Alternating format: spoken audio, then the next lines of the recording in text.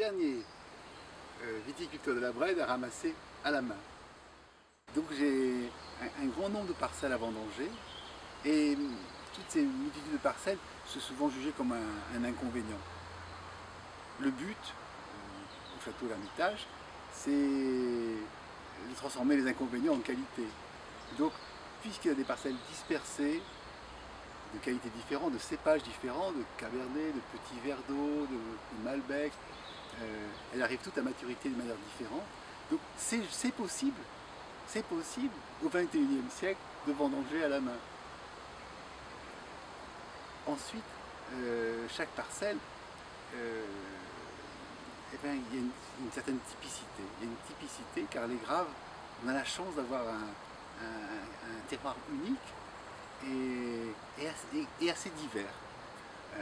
Les graves, chaque couche de gravier correspond en gros à une glaciation et chacune apporte des caractères différents et sur la Brède supporte des cépages différents.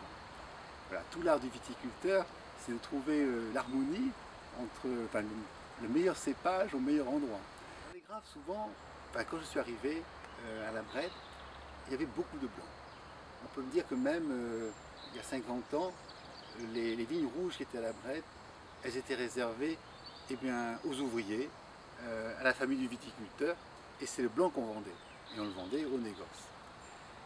Petit à petit, les blancs ont été remplacés par des vignes rouges.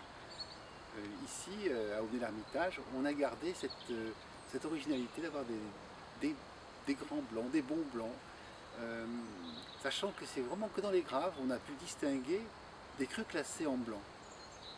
Des crus classés en rouge, il y en a des minants en Médoc, il y en a des minants en Saint-Émilion, on en a aussi de très bons ici, mais en blanc, il n'y en a qu'ici.